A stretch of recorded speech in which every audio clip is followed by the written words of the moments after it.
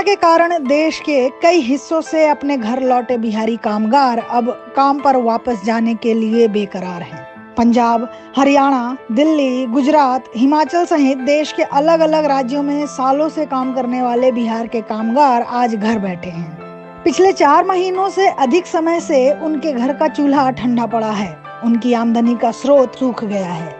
रोजगार देने का वादा करने वाले बिहार के मुख्यमंत्री नीतीश कुमार चुनाव की तैयारियों में लगे हुए हैं। नीतीश कुमार की रोजगार की व्यवस्था से दिहाड़ी मजदूरों को तो कुछ फायदा हुआ है, लेकिन तकनीकी काम करने वाले लोगों की समस्याओं का कोई समाधान नहीं है। गुजरात के सूरत की कपड़ा मिलों में काम करने वाले लोग गाँव में महाजन से पैसे उधार लेकर काम चला रहे हैं।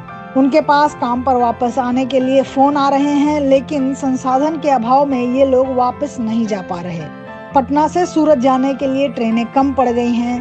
ट्रेन का टिकट लेने के लिए इन्हें कई दिनों तक भाग दौड़ करनी पड़ रही है। यहाँ तक कि काम पर वापस जाने के लिए उतावले कामगारों ने बस से जाने का विकल्प भी तलाश करना शुरू कर दिया है। पटना से सूरत जाने के लिए 4 से 5 हजार तक का किराया वसूला जा रहा है, लेकिन उसमें भी बस मालिकों का मनमाना रवैया इन लोगों की परेशानी का सबब बना हुआ है। कुछ दिनों पहले पटना से सूरत के लिए रवाना हुई गाड़ी मंजिल तक नहीं पहुंची। बीच रास्ते में ही लोगों को उतार दिया गया। कई जगहों पर आई बाढ़ का बहाना बनाकर बस ने इन्हें उत्तर प्रदेश से वापस जाने को बोल दिया। ऐसे में इन लोगों की परेशानी और भी बढ़ गई है। अब बस से जाने से भी ये लोग कतरा रहे हैं। दूसरी ओर सरकार अपने स्तर पर इन लोगों को काम पर वापस भेजने की कोई व्यवस्था नहीं कर पा रही है। मीडिया और विपक्ष के दबाव में केंद्र सरकार और बिहार सरकार ने कई जगहों से कामगारों को वापस तो बुला लिया, लेकिन इनके लिए रोजगार की कोई व्यवस्था नहीं की गई। मनरेगा के तहत काम करने वाले लोगों के लिए तो काम की कुछ व्यवस्था हुई है, लेकिन जो लोग फैक्ट्री में काम करने वाले थे उनके लिए यहाँ कोई काम नहीं मिला। सरकार कागजों पर काम करती रही और लोग उधार के पैसे से अपनी जरूरतें पूरी करने के लिए मजबूर होते रहे।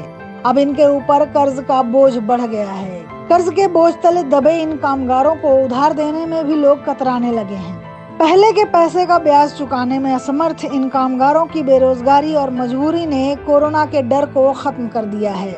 ये लोग अब काम पर वापस जाना चाहते हैं, लेकिन सरकार की ओर से इनके लिए कोई भी ठोस व्यवस्था नहीं की जा रही है। आर्थिक परेशानियों के बोझ तले दबे इन कामगारों का गुस्सा अब फूटने वाला है।